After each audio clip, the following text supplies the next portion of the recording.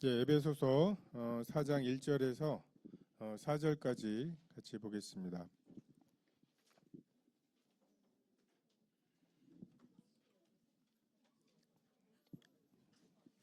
에베소서 4장 1절에서 4절입니다. 찾으셨으면 같이 읽겠습니다. 1절 시작.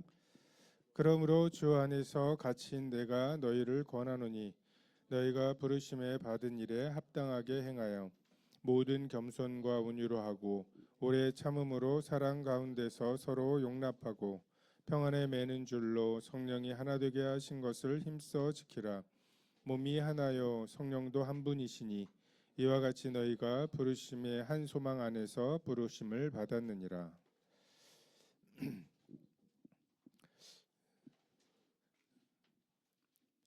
우리가 예수님을 믿는다는 것의 의미, 그게 우리 신앙생활의 거의 전부라고 말할 수 있을 것 같습니다.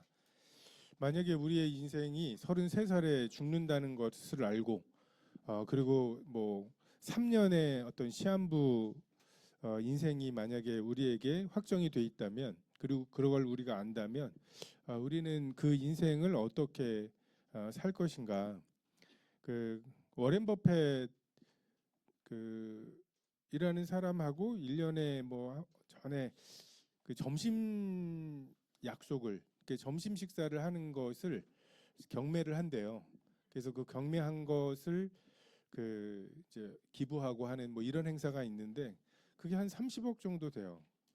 그분하고 점심시간 한 2시간 정도 식사하는데 당첨이 되려면 한 30억 정도 써야 식사를 할 수 있는.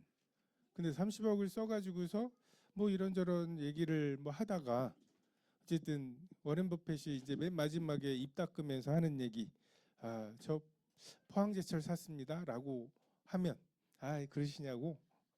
그러고서 나와서 비서한테 포항제철 사라고 하는, 우리가 워렌 버핏을 믿는다고 하는 게 워렌 버핏 저 주식을 왜 사지 싶은 그런 주식을 그 사람이 살면 어쨌든 그 사람의 어떤 눈높이가 나의 눈높이랑 다를 거 아니에요. 내가 어디를 투자하려면은 기껏해야 인터넷에 떠돌아다니는 그 인터넷 작성한 사람도 이미 알고 있고 그 주변 사람도 이미 알고 있을 걸 가지고 나중에 알아가지고 투자를 하거나. 근데 워렌 버핏이 만약에 포항제철을 사려고 한다면 포항제철 사장한테 전화해서 살려고 할 관심이 있습니다 라고 하면 사람을 보내든 아니면 초청을 해서든 우리 재무제표는 이렇고 어마어마한 정보들을 줄 거 아니에요. 그러니까 워렌 버핏이 그 모든 정보들을 가지고 판단해서 살 가치가 있다고 여긴다는 것, 우리가 그것을 신뢰하는 거죠. 나와는 비교할 수 없는 판단력을 가지고 저걸 사기로 했다면 나도 저걸 사는 거, 이것이 워렌 버핏을 믿는다는 의미일 거고, 비슷한 의미로 우리가 예수님을 믿는다고 하는 게 예수님이 무엇을 가치 있다고 여기셨는가. 그분의 33살에 정말 4,000년 동안 여자의 후손이 온다라고 하는 이것으로 말씀을 하시고 기다려 왔는데, 그분이 일단 목수의 아들 그런 모양으로 오셨다는 것, 그리고 오신 그분이 33년을 그렇게 살다가 가셨다는 것, 우리가 이것이 우리에게 주는 메시지. 그 3년 동안에 우리에게 가르치신 거 이런 것들이 있고, 하지만 그분이 그렇게 오셔서 그렇게 사시다 그렇게 죽으셨다는 것 자체가 우리에게 메시지가 된다고 생각이 됩니다. 30년을 되게 평범하게 사셨죠. 그 사람들, 그 마을 사람들도 예수님에 대해서 뭔가 특별하다고 생각하지 않았고, 동생들도 그 형에 대해서 형이 그때 그런 걸 보니까 뭔가 낌새가 있었어. 이런 뭔가 그런 게 없었던 것 같은. 지극히 평범한 30년을 사셨다. 근데 그분이 그런 평범한 삶을 사셨기 때문에 우리의 평범함을 이해하시는 거겠죠.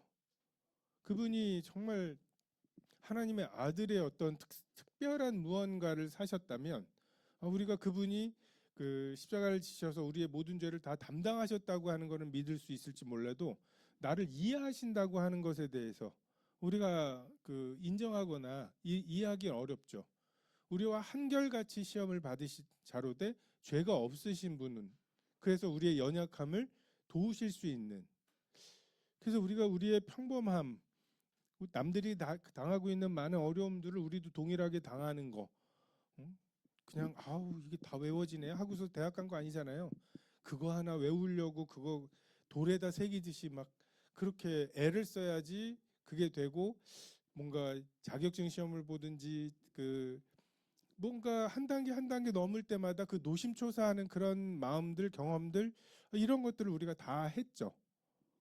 그래서 그러한 평범함의 가치를 우리가 예수님의 삶을 통해서 배울 수 있고요. 그래서 너무 평범한 것에 대해서 초조해하거나 이러지 않을 필요가 있다. 나도 그냥 그 우리의 10년 정도의 그 평범함이 나중에 그냥 이렇게 한마디로 정리가 될지도 몰라요. 나도 그래 봤어. 근데 그게 그에게 의미 있을 수 있습니다. 그냥 공부해 가지고서 그 보는 시험마다 다 붙고 막 어디를 가야 돼? 하면서 막 그런 거 고민하고 막 이랬던 그 사람들이 할 수 없는 말. 나도 그래 봤어. 뭐 이런 거 있죠. 그래서 너무 부여하지 않고 너무 성공적이지 않은 그냥 평범함, 그것의 의미가 있다고 생각이 되고요. 예수님의 3년을 무엇에다 쓰셨나? 그러면 예수님의 그 공생의 핵심은 교회였죠. 주는 그리스도시요 살아계신 하나님의 아들이십니다. 이 반석 위에 교회를 세우시는, 정말 이 고백 위에 세워진 교회가 음부의 권세가 이기지 못하는 그 교회의 기초가 되시고, 또 교회를 세울 제자들을 세우시고, 그래서 그 3년 반의 공생애 동안에 끝으로 가면 오히려 유대나 사마리아 이 지역이 갈릴리 지역이 아니라 데가볼리 지역이라든지 이런데 그런 데로 돌아다니셔요. 그러니까 사람들 없는데 제자들과 함께 하고 싶으신, 그래서 제자들에게 무언가 가르치시고 보여주시는, 그 예수님은 그분의 딱 한 번뿐인 생애를 교회에 헌신하셨다. 십자가를 지시고 죄를 용서해 주신 수준이 아니라 죄를 알지도 못하는 분의 의로움을 주셔서 아버지를 아빠라고 부를 수 있게 하시고, 정말 만물보다 거짓되고 심히 부패한 게 우리들의 마음이죠. 정말 예수님이 이 땅에 오신 것도 겸손이지만 성령께서 그러한 마음에 내주하시는 것이 더 큰 겸손이죠. 근데 그럴 수 있는, 성령이 그런 마음에 내주하셔도 괜찮게 그 모든 그 준비를 다 마치시는 것이 예수님의 삶이었고, 그래서 우리는 이 평안함과 담대함과 기쁨, 이것으로 성령께서 내주하시는 열매로 삼아서 정말 주님 앞에 두려움 없이 서게 하시고 아빠라고 부르며 나아가게 하신 이 모든 준비가 교회를 위한 준비로 요약이 됩니다. 세상을 창조하시고 언젠가 마감하시겠죠. 근데 왜 그러셨을까? 영원하신 분이 무한한 영혼에서 무한한 영혼 사이에 정말 종이 한 장 두께만큼의 인류의 역사가 있죠. 왜 이 창조를 하셨을까? 아버지께서 내 안에, 내가 아버지 안에 있는 것 같이 그들도 다 하나가 되어 우리 안에 있게 하사 세상으로 아버지께서 나를 보내신 것을 믿게 하옵소서. 정말 세 분 하나님만 누리셨던 그 교제, 사랑과 신뢰와 완전한 헌신의 교제, 그것을 함께할 피조물을 계획하셨고 그 피조물이 교회죠. 지금 우리가 눈에 보이는 거, 나를 구성하고 있는 거, 이 모든 게 다 풀어지겠죠. 그러니까 정말 뭐 지금 우리가 제일 작은 단위를 쿼크라고 알고 있는데 그 단위로 다 없어질 거예요. 마치 연극이 끝나고 나면 연극 무대를 철수하는 것처럼 그 입었던 옷, 그 소품들 다 반납하고 그럼 뭐가 남을까? 이 복잡해 보이는 모든 것 중에 유일하게 남는 것은 교회일 것입니다. 만물이 인하고 만물이 말미암은 분, 정말 그 하나님의 일부분이 지금 우리가 보이는 모든 것들을 만들었고, 근데 그것들이 다 체질이 풀어지면서 다시 그분에게로 돌아간 후에, 근데 이 창조 이전 영원함과 창조 이후의 영원함의 차이는 교회일 거예요. 하나님은 교회를 이끄시기 위해서 이 창조를 하셨고 그것이 완성이 되면 이제 되었다고 정말 그 별로 안 궁금하시고 신기하시겠지만 원자핵들이 이렇게 모여 있는 거 막 알았어요. 걔네들 얼마나 밀어내는데 플러스가 얼마나 밀어내는데 여러분 네오디뮴 자석 알아요? 강력한 자석 몰라요?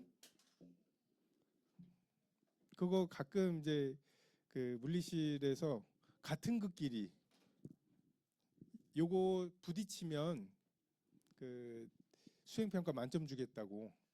그럼 또 남자애들 힘만 있는 그 호르몬만 충만한 애들이 또 해보려고 막 안 돼요. 그 밀어내는 힘이. 근데 그것과 비교할 수 없는 힘이 있는데 그런 것들이 지금 모여 있어요. 근데 하나님이 마치 하늘을 그 노아의 때 120년간 말씀으로 그 쏟아지려는 물을 막으셨던 것처럼 지금 능력의 말씀으로 만물을 붙잡고 계시죠. 근데 이제 됐다라고 하시면 하늘의 창이 열리고 물이 쏟아졌던 것처럼 정말 그 모든 체질이 다 풀어지고 결국 남는 것은 우리가 주님과 맺은 관계들, 사랑한 것들, 하나님이 영원하다고 말씀하신 것들, 믿음, 소망, 사랑은 계속 있겠죠. 그리고 하나님은 어제나 오늘이나 영원토록 동일하시겠죠. 그 교회만 남을 것입니다. 어떻게 보면 그러니까 우리의 인생은 어떻게 보면 단체전과 개인전이 혼합되어 있는 것 같아요. 우리가 각각 하나님 앞에 받을 심판이 있고요.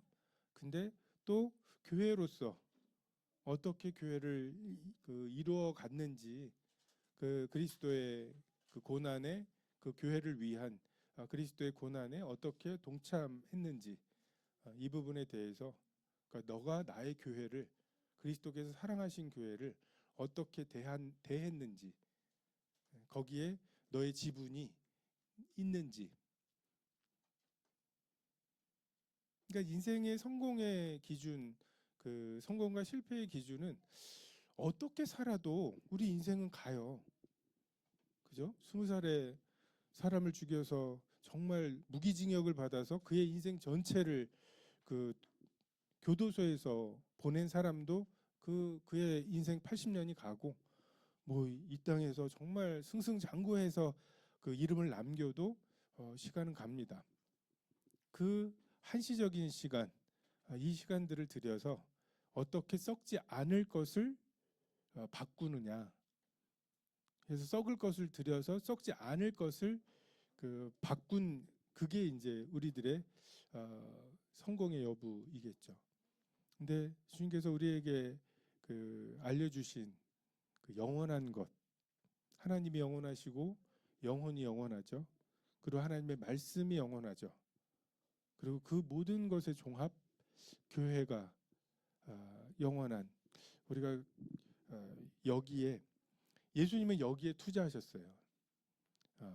우리가 그분의 투자에 우리의 그 믿음을 얹을 것인지 이것이 관건이라고 생각이 됩니다. 근데 이것은 뭐 한 번의 어떤 결단으로 되는 게 아니라 2절에 나오는 대로 모든 겸손과 온유로 하고 오래 참음으로 사랑 가운데서 서로 용납하는 것으로 표현이 돼야 하죠. 예수님께 대한 믿음은 그분의 삶의 목표에 대한 믿음으로 연결이 되어야 되고, 그래서 그분이 사랑하시고 위하여 자기 자신을 주신 교회. 그래서 많은 경우에 우리가 그 교회로서 사랑을 받는 것, 여기에서 멈추는 경우들이 많은 것 같아요. 그렇죠. 주님께서 교회를 사랑하셨죠. 교회인 나를 사랑하셨죠. 근데 거기에서 멈출 것이 아니라 우리도 그리스도께서 사랑하신 이 교회를 위해서 봉사를 하는 것, 봉사의 일을 하는 것, 이것이 필요하고 마땅합니다.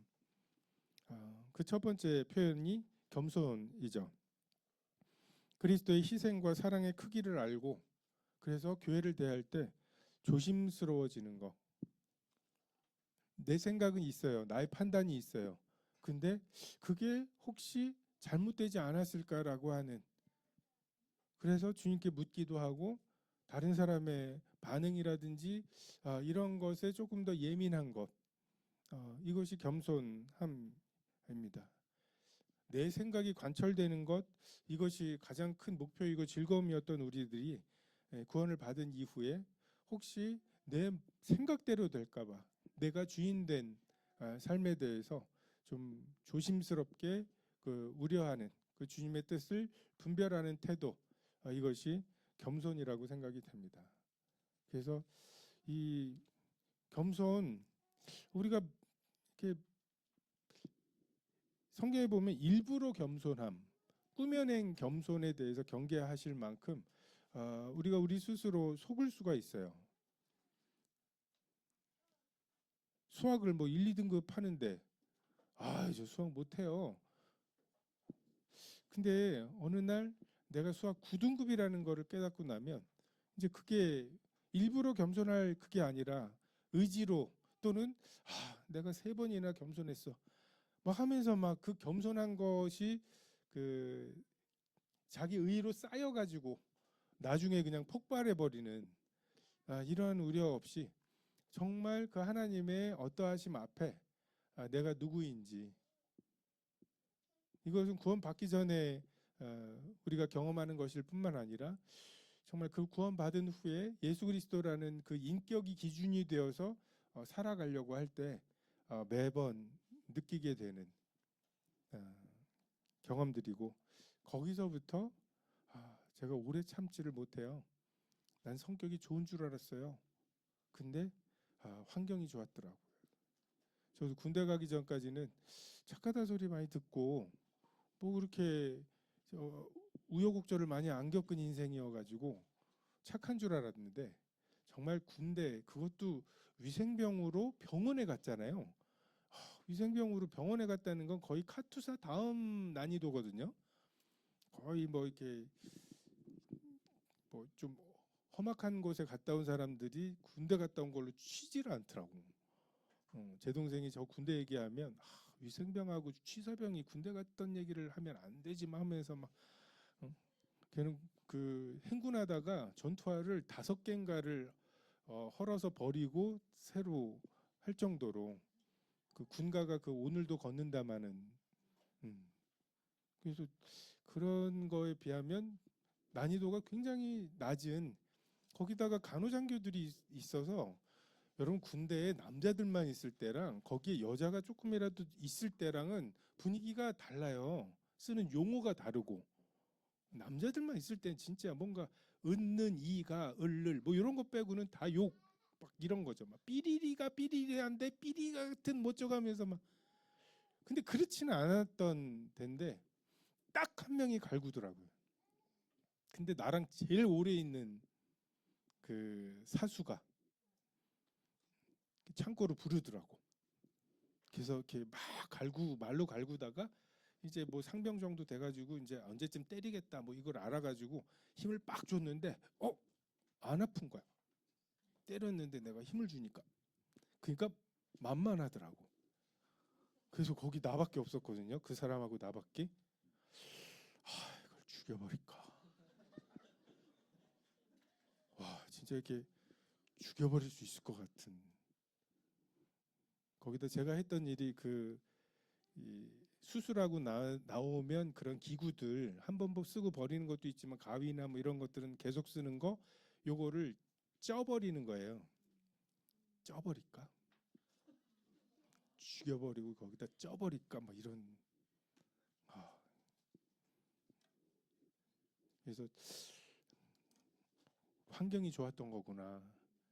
그러니까 이게 1년만 지나면 이 사람 제대한다라는 생각으로 버텼는데 만약에 이게 며느리 시어머니로 만났어. 이 시어머니 너무 튼튼해. 너무 건강하셔. 안 죽을 것 같아. 와, 그러면은 그 끝이 안 날 것 같은 그 막막함 있죠. 이 고통이나 이 어려움이 끝이 안 날 것 같은. 그래서 그게 겹쳐서 느껴지면 이게 실제 살아보면 생각 못한 어려움과 생각 못한 은혜가 있어요. 근데 그거를 그냥 쫙 보면 겹쳐서 보이니까 못 견딜 것 같은 거야. 그러면 이제 극단적인 생각을 할 수 있겠구나. 우리가 하나님이 주신 은혜로운 시기, 그냥 좋은 환경일 때에 배워야 될 것이 있고, 또 그런 이제 또 험악한 시절을 통해서 나의 밑바닥을 또 보기도 하고, 그러면서 우리가 누군가를 쉽게 판단하거나 정죄하지 않는 태도들도 배울 수 있고, 또 어떻게 성도가 저럴 수 있어? 라고 하는 말을 입버릇처럼 하다가 저도 막 왜 예배 시간에 데리고 나가서 때리질 않지? 우리 때는 엄청 맞았는데 하면서 굉장히 막 판단하고 청년 때 그랬었는데 내가 애 키우면서 보니까 안 들려. 애가 떠드는 소리가 안 들려요. 내 애가 떠드는 건. 그러니까 경험해 보지 못하면 모르는 부분들이 있죠. 그리고 온유함이 있습니다. 부드러움. 그러니까 교회와 세상의 원리가 다르죠. 학교 선생님들이 1년 내내 신사적이에요. 서로가 서로도 되게 존중해주고. 왜요? 그분이 수업을 잘하든 못하든 나랑 아무 상관이 없거든요. 회사는 뭔가 팀으로 하고 실적도 막 팀으로 막 이런 게 얽히는 게 있는데 선생님들은 또 그런 면에서도 되게 개별적이거든요. 근데 딱 정색하는 때가 업무 분장 요 1월, 2월 때 이때예요. 요때 한번 얼굴 딱 철판 깔고 다시 안 볼 것처럼 막 하고 나면 1년이 너무 편해.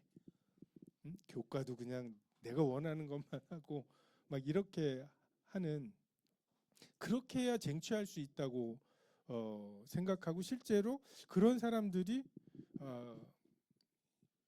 편하죠.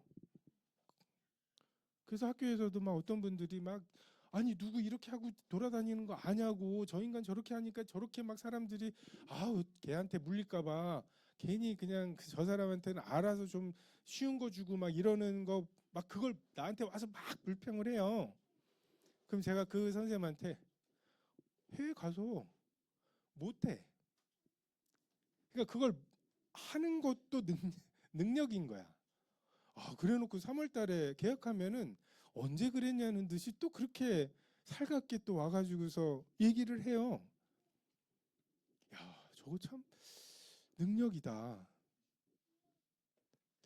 그렇게 해야 자기가 얻을 수 있는 것을 얻는 이러한 시스템 속에서 마음이 온유한 자가 복이 있나니 저희가 땅을 유업으로 받을 것이며, 땅을 그렇게 해서 유업을 받을 수 있을까요?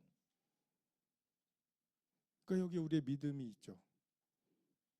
그렇게 그냥 우물 파놨는데 그거 내 우물이라고 해서 막 뺏고 뭐 우물을 메우고 막 이러면서 쫓겨갔던 그 이삭에게 하나님께서 만 배의 복을 주시면 그냥 그 주변에 있는 사람들이 이삭에게 아브라함, 이삭, 야곱의 공통점이 그 주변에 있는 사람들이 그들에게 와서 하나님이 너와 함께 하시는 걸 내가 보았다고 하면서 언약을 맺으려 하는 하나님께서 그렇게 땅을 주시는 교회 내에서의 여러 가지 일들 일을 해야죠.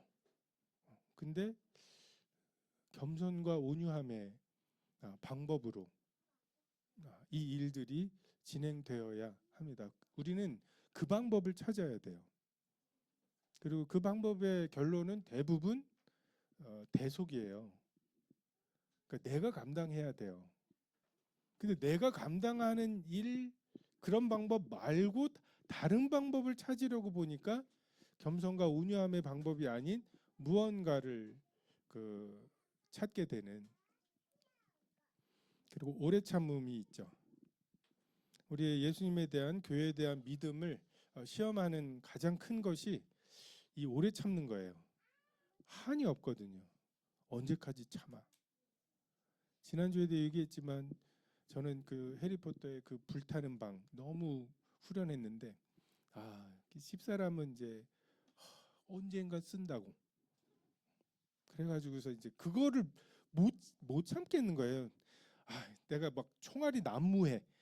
그럼 집사람 이렇게 보호하죠. 목숨은 내줄 수 있는데 그렇게 그냥 자꾸만 해가지고 끼워넣고 막 하는 그런 그게 힘들어요. 그러니까 오래 참는 것, 10,000원 빌려준 것은 달라고 할 수 있고 100원 빌려준 것은 안 받아도 되는데 1,000원이 문제라니까. 1,000원씩 계속 빌려가는 거, 그 얄미운 거 있죠.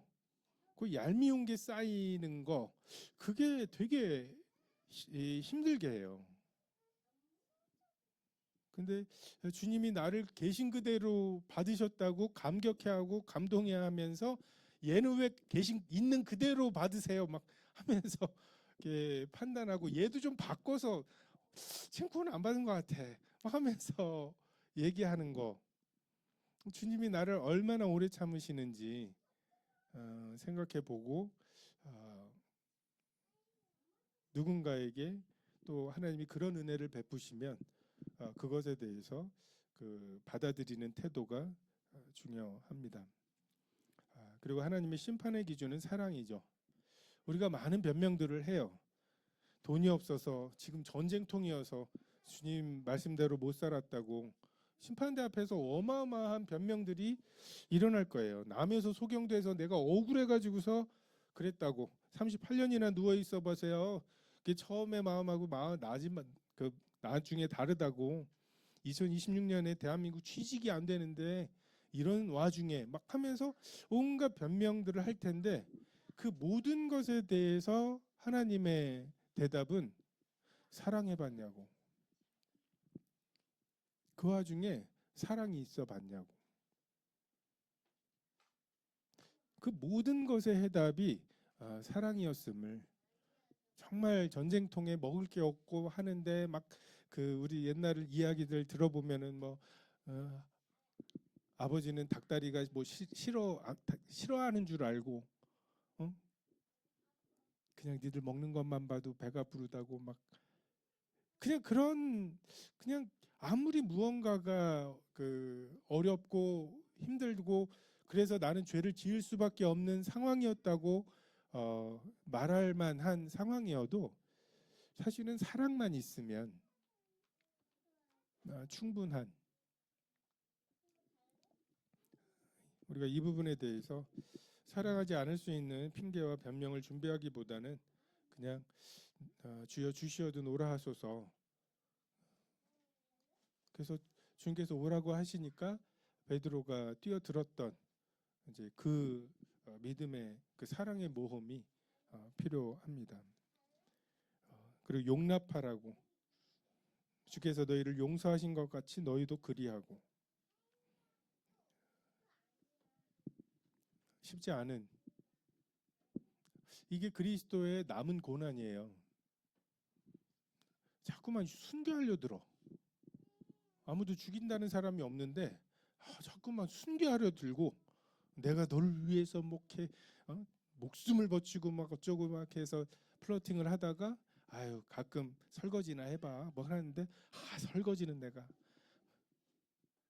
그러니까 주님을 위해, 교회를 위해 우리가 막 죽기도 하고, 마치 베드로처럼 내가 옥에도 가고 죽기도 하고 막 이런 얘기를 하지만, 주님께서 원하시는 건 네가 나랑 한시 동안도 깨어 있을 수 없냐고.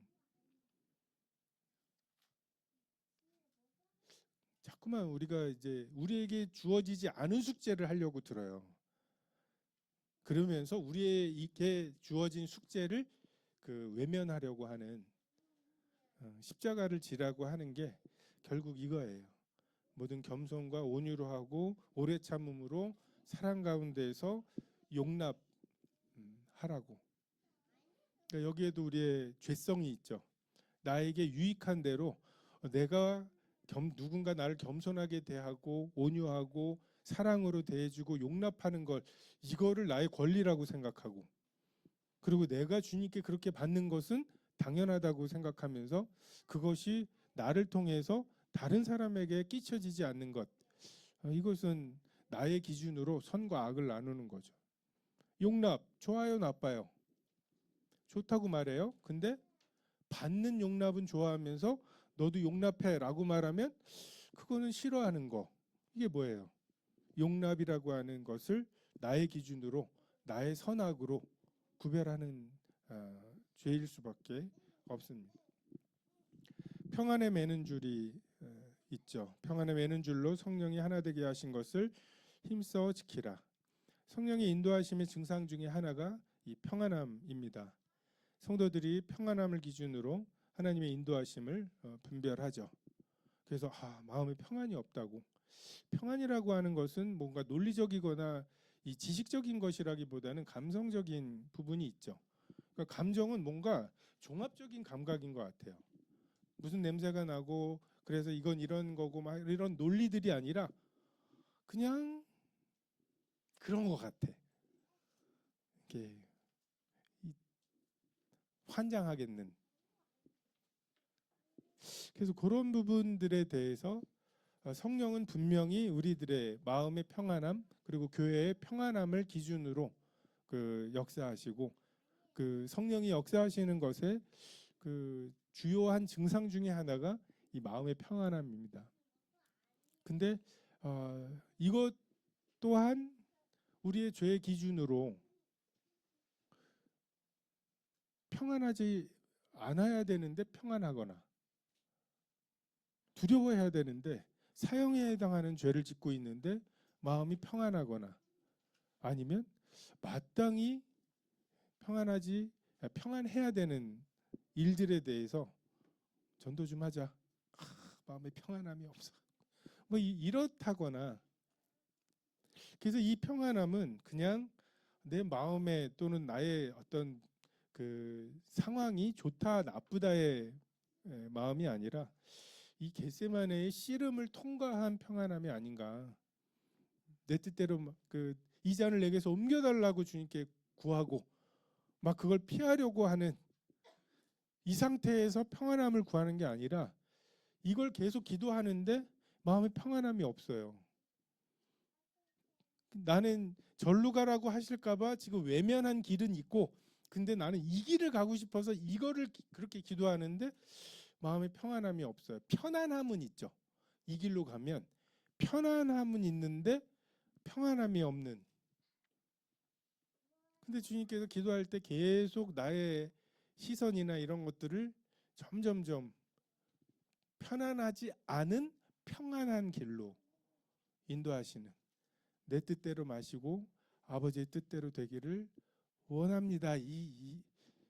이렇게 기도하면 들어주실 것 같은 분이잖아요. 들어주실 텐데. 그래서 그 말을 하고 싶지 않은, 근데 기어이 그 말을 하고 나서 내 마음에 오는 그 평안함이 있죠. 상황도 아직 안 바뀌었고 처녀가 잉태했는데 어떡하지? 오만 계산과 생각들이 있을 수 있는 그때 하나님이 주시는 그냥 평안함.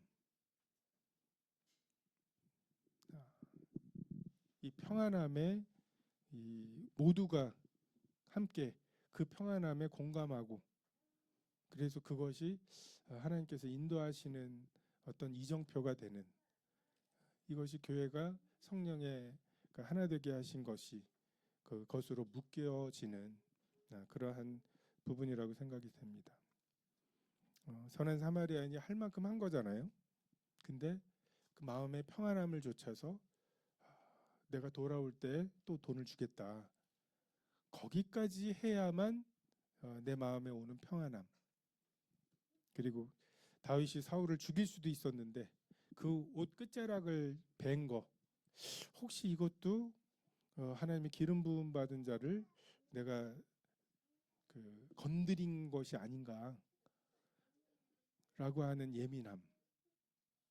그래서 우리가 마음의 평안함을 너무 뭔가 이렇게 핑계처럼 어떤 일을 맡거나 맡지 않거나 하거나 하지 않거나 그냥 그런 것을 포장하기 위해서 쓰는 표현으로서가 아니라, 나온 말씀드린 대로 정말 겟세마네의 그 고민, 떨어지는 땀방울이 핏방울처럼 되는 그 고민 끝에 드려지는 기도, 그리고 거기에 나오는 정말 평안함, 이것이어야 할 것 같습니다.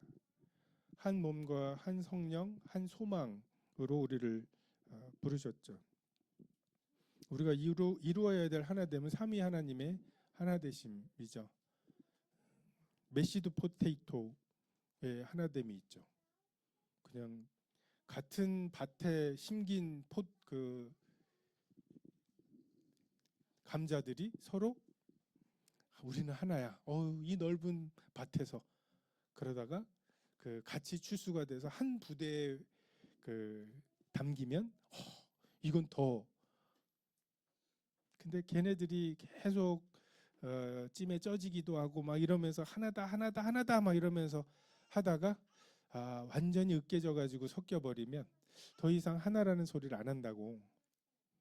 그러니까 우리의 하나됨이 그냥 구호로서의 하나됨이 아니라 정말 우리의 몸이 하나인가, 정말 누군가의 아픔이 나에게 전달이 되는가, 교회의 다른 사람들의 소식들이 나에게 영향이 있는가, 그리고 성령이 한 분이신가.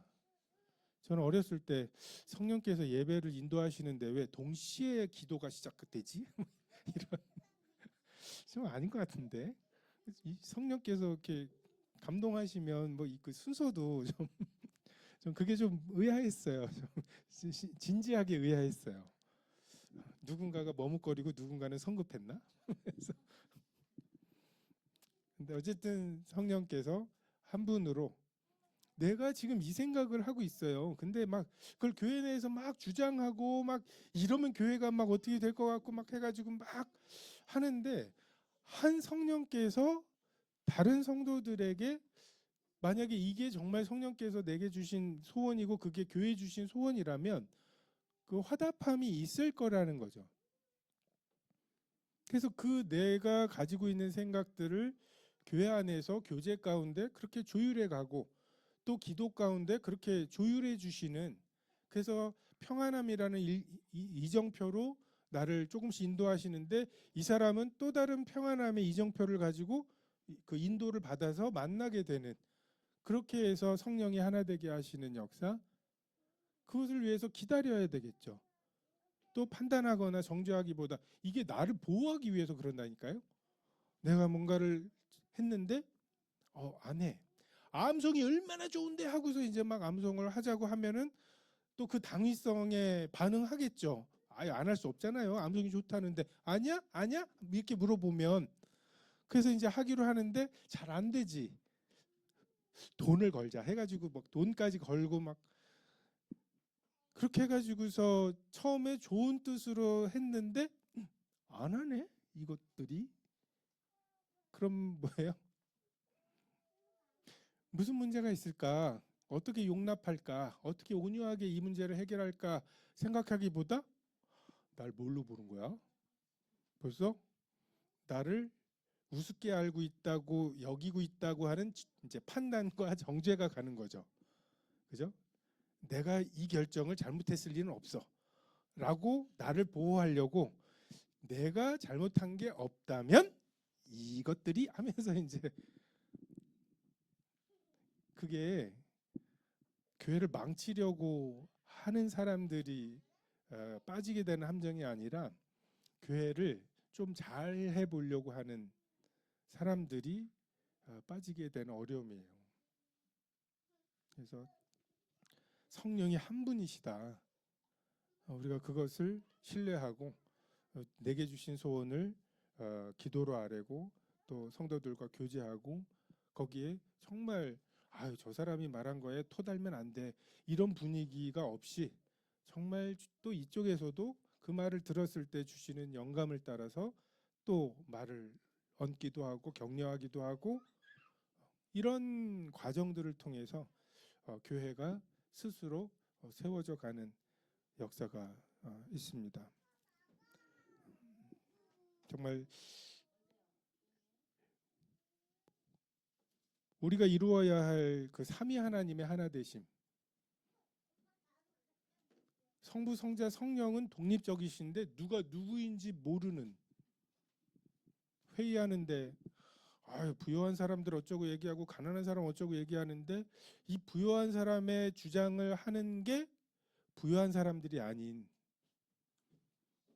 가난한 사람들의 입장을 대변하는 게 가난한 사람들이 아닌 서로가 서로의 주장을 맡아주는 용납해주고 배려해주는 성숙함이 필요합니다. 정말 멸망해가는 세상, 그 세상을 이처럼 사랑하신 아버지. 근데 그 아버지와 동등되시기 때문에 네가 내려가서 이것 좀 해결해 와. 명령하실 수는 없는 아버지와 아들의 관계가 있죠. 근데 그 아버지의 그 세상을 이처럼 사랑하시는데 이 멸망해가는 세상을 안타까워하시는 아버지의 그 소원을 해결해주고 싶으신 아들의 소원이 있죠. 아들은 완전히 독립적이에요. 완전히 자유로워요. 무엇이든지 하실 수 있어요. 그럼에도 불구하고 아버지의 소원을 이루어 주신 게 아니라 그래서 아버지의 소원을 이루기로 하신 거예요. 완전히 자유로워서 너 네 마음대로 해. 너 뭐 하고 싶어? 전 아버지의 그 소원을 이루어 드리고 싶어요. 내 머리카락을 잘라서 그 시계줄을 사고 싶고 시계를 팔아서 빚을 사고 싶은 이게 다음 결혼기념일이 보겠어. 뭐 이런 두려움에서 나오는 게 아니라 우리는 그 하나됨을 그 훈련하고 연습하고 하는 거예요. 왜? 우리의 그 무한한 영원한 세계가 그것에 달려 있거든요. 그것을 배웠느냐 안 배웠느냐 종의 영을 받아가지고 종이 그냥 그 검사 받으려고 하는 이런 동기가 아닌 그런 동기로 하는 것은 뭐예요? 애플하고 삼성전자가 훨씬 잘한다니까요. 100만 명씩 몰고 전쟁 나갔던 장군들이 있잖아요. 그걸 지금 하려고 하시는 게 아니라 주님이 신부인, 몸인, 교회를 하려고 하시는 거잖아요. 그래서 정말 한 몸, 한 성령, 한 소망. 그래서 여러분 성숙하셔야 돼요. 성령 충만이 뭔가 이렇게 어떤 경험이 아니라 하나님과 나 사이에 선악의 기준이 점점점 조율되어 가는 과정이에요. 평생에 걸쳐서 우리가 성령 충만함을 그래서 어느 순간 네 마음대로 해라. 시간, 돈, 네가 알아서 해. 라고 하는데 알아서 하는 게 아버지의 소원인 우리가 이 일을 준비해야죠. 이 일을 어떻게 준비할 수 있을까요? 암송을 해야죠. 암송을. 기도하겠습니다.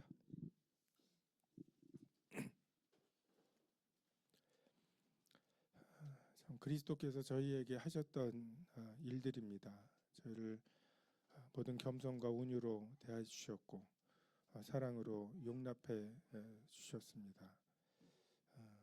참 주님께서 저희를 받으신 주님과 저희의 간격이 참 얼마나 큰지 생각할 때 만 달란트 탕감받은 자인 것을 고백드리고 저희 마음에 100데나리온 탕감해야 할 사람에 대한 참 혐의와 불만을 참 용납으로 잠재울 것을 요구하시는데 저희가 그것조차 참 겟세마네 참 피땀 흘린 기도가 필요한 존재들입니다. 주께서 저희 눈을 밝히셔서 참 저희가 마땅히 무엇을 보아야 하는지 그리고 저희들에게 주신 한시적인 자원들을 주어서 좀 어떤 영원한 것들을 사야 하는지 지혜를 허락해 주시고 믿음을 허락해 주시기를 원합니다. 감사를 드리며 예수님의 이름으로 기도했습니다. 아멘.